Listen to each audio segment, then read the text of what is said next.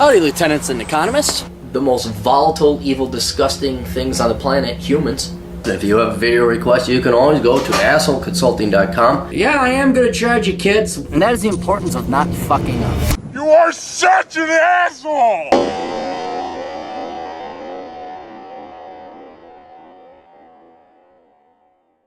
assholeconsultant.com. Gentlemen and ladies, if you are wise enough to consult this, I will get to your responses. You want me to go from 0 to pissed off, start hounding me. I do owe this gentleman an apology because I, for whatever reason, sometimes my email server doesn't work perfectly well, and everyone sends it to asshole or Cappy, which you should. But then I forget that, like, oh yeah, and then I had a bunch of other emails coming in because of a book I'm working on. Anyway, hello Aaron, I came across your videos on YouTube a couple days ago. Your content's very helpful. I'm not going to mention your name because you're pretty unique where you are. I'm a 25-year-old West African currently living in a town in Canada. I'm currently working as a civil engineering technologist with an engineering consulting firm. I'm currently earning $60,000 a year in my first year of employment. I also make $800 a month in passive income. All right. I also have a net worth between 600 to 700. Wait, you have a net worth between 600 to 700,000 Canadian dollars, about 5% stocks, 5% cryptocurrency, 90% cash. You cashed out. I have zero debt. During my school years, I used to run my online crypto business that was generating lots of money, but it became not too profitable after the crypto market crashed this year. I consider myself a minimalist and drive a used car and don't spend my money in shit that doesn't produce income. Very smart. I aspire to live a better life than the daily 9-to-5 cycle. I do not want to trade time for money. I know time is our greatest resource and very scarce. I also read lots of books about business, value investing, stock market, real estate investment, grade property. The knowledge will help me deploy my capital wisely during the next market downturn. Here are my questions. With my current job, I can save $15,000 to $20,000 a year. Should I keep working at the job and deploy my capital to also be working for me? Yeah, because you're 25 years old. Here's the thing. You right now you have enough money that if you want to be a minimalist and you played your cards right, you could probably retire on that. But you're 25 years old. What if you have a freakishly long life expectancy? That $600,000 to $700,000 will have to sustain you and grow to cover you for, say, 70 years, which would be cutting it close. So what I would do is, for one, to err on the side of caution, I would keep working and save some money. The other reason I'm going to recommend you keep working is because you have way more experience than the average 25-year-old. A lot of this due to your own investing in ventures and entrepreneurship. But you're going to need something to do. A 25-year-old guy is not designed to retire. You will go insane. You will be miserable. So what I would say is you've spent your time and effort in getting an education and being an engineer. I would continue to pursue that degree so you have yourself a good skill set. I mean, because it's not to say you don't have a good skill set now, but you should definitely get a career, get some experience, so that if for whatever reason the Canadian dollar takes a shit, or your good buddy Trudeau says, you got a little bit too much there, well, we're going to take 500,000 of your 700,000, you have something you can fall back on. In other words, you need a plan B. You got a great plan A. 600,000 cash is a great plan A. But I just, man, the world's out there to fuck you over, man. And yeah, I would do it. So you got nothing else to do. You might as well pursue your career. Become a professional, become a master in your trade. Not only for the financial security, but then also it will give you something to do. You would put a bullet in your head if you just stayed at home and played video games all day. And plus, with your entrepreneurial spirit and all that, I would bet you can't sit still. So you need to channel these energies and efforts towards something. The one thing I'm going to warn you about now, even if it's not on your list, but before I forget it, do not put your money at risk in some hokey-pokey bullshit business venture. All right? You're not taking on any business partners. I wouldn't tell anyone you got that money, man. Don't tell anyone. Don't tell anyone. Live like a pauper. Don't tell anyone. And no Slick Dick Willie coming out of Vancouver, Toronto. No. You invest that money. You have a position you can only fuck up. So, and I can't tell you where to invest it. Where I can tell you not to invest it is sports bars or my buddy or business partner. No, you're looking at liquid securities that pay a nice dividend and some interest. If you want, read Mr. Money Mustache. Or not Mr. Money Mustache. I mean, watch him too. Early Retirement Extreme. That's something to consider. They'll give you an idea. There's also Poor Richard's Retirement. But I would say in your particular case, Early Retirement Extreme, because your nest egg is more aligned with what that book proposes. Mine is more the philosophy of how to get rid of materialism and consumerism so you don't need as much money. That doesn't seem to be your issue. Your issue is, what do I do with this dang money? So that'd be an option right there. I'm a business-minded person. Should I break out of the daily 9-to-5 monotonous life and start another business? See, this is what I was warning you about. Do you have a really good business to start right now? There's nothing wrong with just chilling out at the 9-to-5. I mean, I gotta imagine an engineering technologist, that's gotta be somewhat interesting. You've won. You won the lottery. Well, you worked hard for it, but you won. Please don't risk that capital, okay? Bank it away. Squirrel it away somewhere where it earns an honest, not an egregious, but an honest percent rate of return. Low risk. You don't have to worry about it over the long haul, okay? And certainly start another business, but as long as it does not threaten the current capital you have right now, okay? And I'm going to trust you have a little bit more business acumen than the average person. My fear is that you throw this very good thing away. You know, you got $1 million. The most important $1 million is the first million. The next 9 is not as important. Would be nice to have, but you don't want to risk that first million to not make 9. So I would keep working, develop a skill in a trade. You seem to have an you do have an entrepreneurial spirit, but you also seem to have an eye for it as well. So I would look for business opportunities that exist, that are low risk, low capital. All right. Think of Asshole Consulting. Think of a business. I mean, they're rare, but they're out there where you don't really have to put that much capital into it, and you lose your $1,000 or whatever. Oh, okay, that's the way that one went. But make sure they're profitable. Make sure they're or there's no debt financing. You're not going to tap that capital, and you're not going to finance it through debt. Okay, something that you can afford to lose all of it and not lose quite literally your position of fuck you right now. You got it right now. I like finance. Want to be an investment fund manager in the future? No, you don't. No.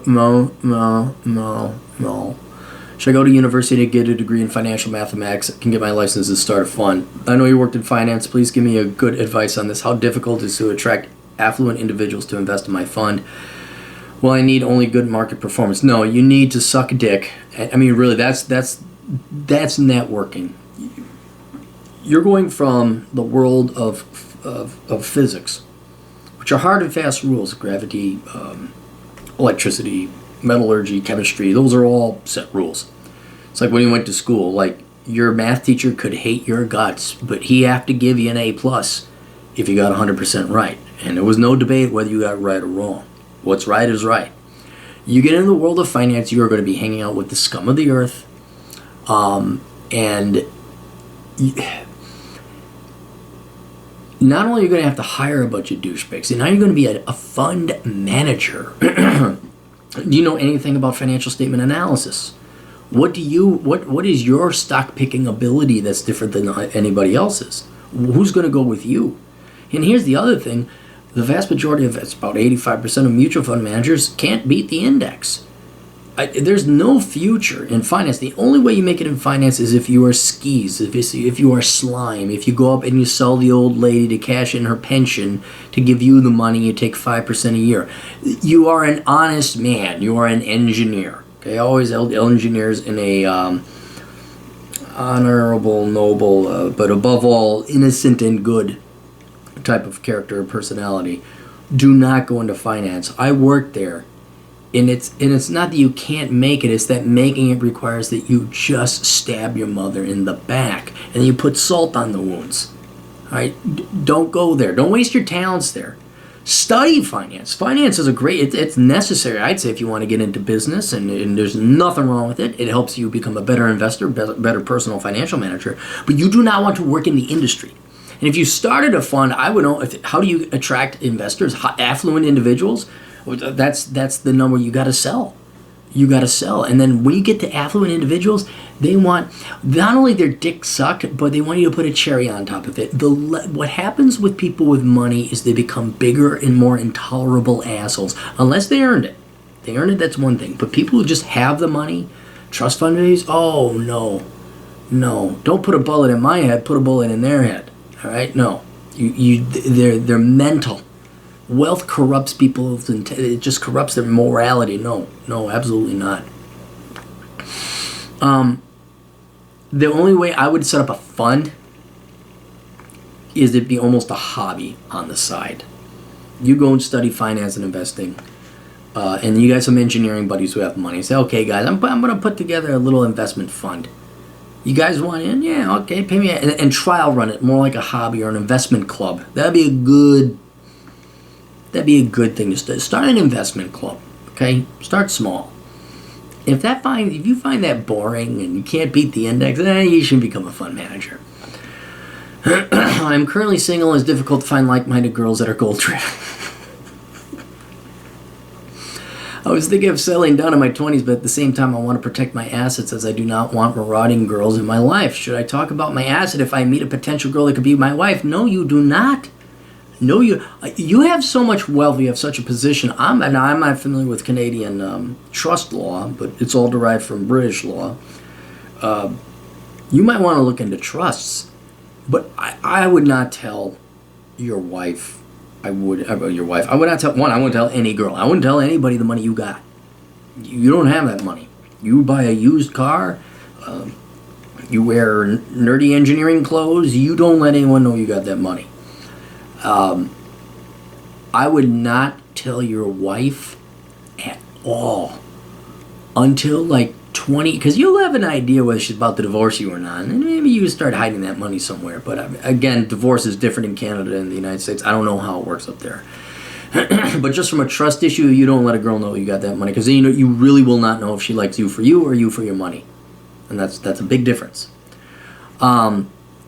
The second problem, so let's take care of that, okay? So you're not going to be telling anybody you have that money. The second and separate problem is you're having difficulty finding like-minded girls at your age that are goal-driven. Really? No kidding. Welcome to North America. Yeah, that's the problem of being a 25-year-old dude. The women in all of Western civilization, we could say, are incredibly spoiled. Again, I don't know what's like in Canada, but I'm just going to assume with Trudeau up there, it's even worse. But we are applauding and singing the praises of women, and frankly, they haven't done anything yet. People are like, what are you doing? They haven't done anything. We give affirmative action. We give you legs up. We give you preferential hiring. We give you quota. You still can't close the wage gap because you choose to major in stupid shit. Girls are more interested in partying and having fun. This could be said of guys too. The majority of guys don't go into engineering. But women even more so. You can read the book Worthless, look at the statistical breakdown of people who take their education seriously and those who don't. And the people that don't take it seriously are disproportionately populated by women. Look at the behavior of women in their 20s. They're all about partying and careers. And again, depending on how much brainwashing has been occurring in the Canadian kindergarten through college system, they are brainwashed to put their career and themselves first. And they are, to a certain extent, brainwashed to kind of view you as an adversary. Like, you are the oppressor, you're male. And that's not, I don't think that's a forefrontal thing, but I definitely think it's tucked away in the back of their mind. I don't know if you ever watched Futurama with the brain controlling little green alien that takes over people's brains. It's not like that, but there's it's not, boy, I can't wait to find a man and have kids and be a good wife. That's long ago. That was in the olden days. Now their career comes first. Having fun comes second. I think there was an article that polled women. I think marriage is like 5th place, which is fine. Again, by all means, you have the right to choose. But if marriage and having kids is like 5th and 6th place, and then you're going to wait till 40 for that to be number one. I don't know if you studied biology in the 8th grade, but it's not going to work out. But also coming in with along the lines of having inordinate amount of wealth rots a person's brain, spoils their morality, spoils their integrity, spoils their kindness. Constantly having your dick sucked and your ass kissed has turned most young women, because that's when they're at their peak, that's when they're beautiful and they have the most power over men. They're not in the mood of being goal-driven. They don't have to be goal-driven. Men will bail them out. If not you, it'll be some other guy. Daddy will bail them out. The government will bail them out. They're not mature adults who are looking to be self-supporting, truly independent women who don't need a bailout or an assistant or that actually take it. And I've met them. They're out there. Now, of course, it was 20 years ago when I was that age. There were some, and God bless them, but the vast majority of them were not. The vast majority of it. And nothing wrong with being a party girl. That's fine. You're going to party in your 20s. But inevitably you date a party girl and you'll come to the, after 3 or 4 days, where is this going? Well, she'll say, well, I just want to party. Okay, well, you go and party. That's fine. But usually it's the girl, well, where's this going? Well, if it's going to go somewhere, you're going to knock it off with your drugs and your marijuana and the partying, and we're going to start talking about balance sheets and, in your case, an RRSP. And we're going to look at things that, there's party girl and that's fun. But if you're looking to be wife or steady girlfriend, whoa, we got to go through a checklist here, dude. And I've seen one guy in particular. He's got a great girl now. She was a party girl. And it's almost, your statistics are better at dating a party girl, an immature 20-something, because that's what they are. That's all that's out there, basically. You say, yeah, it's fun dating. This is really cool. But I'm a professional, I have a career, and I'm very serious about that. And I want to go have kids or a family, or whatever it is. I imagine it sounds like you want to get married or settle down. But that's a different girl. And for you to become that girl, so what do you want? If you want to go and party and drink and all that, by all means, go ahead. That's fun. Maybe you could come by every Friday.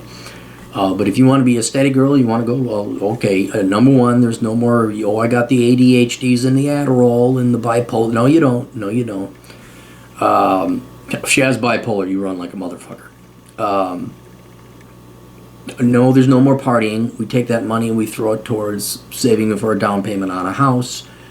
No, you're paying off your student loans before I even consider committing myself to you, before we go steady, if that's a thing anymore. You tell her what, and then she either performs, as my friend's girlfriend did wonderfully, and it was weird. It's like she was just waiting for a guy to say that. And I think there's a lot of girls out there like that, where you're like, no, you're going to become a woman.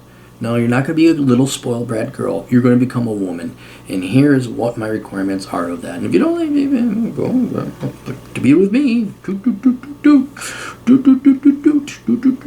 and lots of dudes.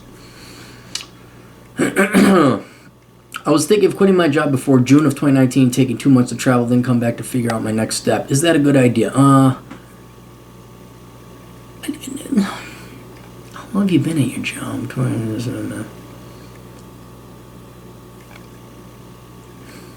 You got the money.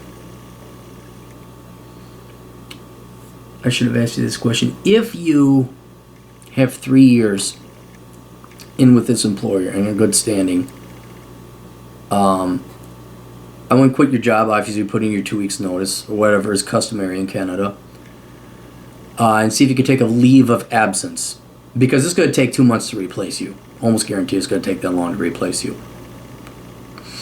So you could say, I would like to take a leave of absence. I want to go travel.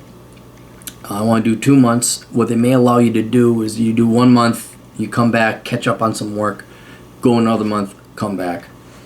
But I would make sure that you got 3 years in by that time, because you are the perfect candidate. You have every right to go and travel and explore the world, and in the long term, that's going to help out you and your life and your career more than staying there in Canuckistan doing whatever it is that you do in whatever town. But I don't, again, if you only had 1 year experience working as an engineer, that's too soon to leave. That's going to look bad on a resume. It's going to be really hard for you to get a job back. If you have 3 years under your belt by that time, then 3 years, not 2.5, not 2 3/4, 3 years. Then it shows, oh, he's serious, and you say, and you go to your boss, say, boss, here's the deal. I want to take 2 months off to travel this summer, and wait till you get you 3 years in before you even bring this up, because then they might fire you. There's the chance they'll be dicks and they'll fire you. I'd like to take a leave of absence for 2 months. I want, if I can work online, cool. If any of your work can be done online. Something to make it more palatable so that you could come back to a job. I'm gone for 1 month. I come back for a week, and then I'm gone for the next month. It can be a good idea as long as it doesn't torpedo your career. So 3 years, and then if he says no, we can't give you 2 weeks, 2 months leave of absence. I'm sorry, boss. I love working here, but I'm gonna have to give you my month's worth notice because I really gotta do that. That's something I want to do before I'm dead. That's something I want to do. And I predict, as all corporations, they finally. Oh, well, wait, let's not be hasty. Just get in there, old JB. They will. They'll probably say, well, maybe we can work something out. Oh, okay. I mean, it's not corporate America, it's corporations in general. So yeah, I think you should take 2 months off to travel during summer. Although, I'll tell you this, Canada's great, man. For summer, Canadian Rockies, British Columbia, all of British Columbia, dude, Banff, Jasper, Revelstoke, Lake Louise, Sycamus, Nelson, Castlegar, even Kamloops. You got somewhat of an HQ there you can head out of. I would, and then you could drop down into the U.S. You could wait Glacier National Park and the Canadian equivalent across the border with a hot Canadian border guard. Oh, when I crossed the Canadian border, they ransacked the hell out of my car. But there was this hot chick with a machine gun. I'm like, hey, oh, Canada, will you kiss me behind the tree? And she didn't. She looked at me with PBRFB, or permanent resting bitch face. Be applying for permanent residency next year. Oh, dude, you're not even a resident. Dude, you got to get your residency first. Don't threaten. No. You, okay, hang on now. Hang on. I thought you were a citizen. You get your residency first, okay? You do that first. Then you get your 3 years in. And then you can think about going and taking 2 months off, right? Don't lay down this foundation and this infrastructure and investment in becoming a Canadian citizen or a resident, and then throw it away because you got the travel bug. Patience. You don't want to throw, I'd imagine, including elementary education, decades worth of work into this. In order to be eligible for you need to have 1 year experience. Okay, so you didn't even have 1 year experience, dude. You gotta put in 3. Gotta put in 3, man. And I know it's only 1 for permanent residency. 2 years ago. Okay, all right. You've been to Vancouver. First language is French. All right. Well, that's Canada, yeah. I would say for your career purposes, look, you invested all that time in engineering, right? Okay. Don't piss away all that time in the year you spent working at the place. Put in 3 years. Get your permanent residency. Then start evaluating. Look, for a 2-month trip, you're going to have to do a lot of research anyway. All right, so you might as well go and invest some time and effort and energy. And in the meantime, dude, you have so much to explore in Canada just on weekends. Fly into Banff. Go. As far as I'm concerned, nothing starts until you get to Calgary, and then it's all over there. The rest of the people, have you been to Labrador? No. Don't you want to? No. It's really green. Don't care. All right, that's it. Terribly sorry for my delay. Like I said, I've been playing catch up. Questions, answers, AsselConsulting.com. We'll see you all later. Toodle.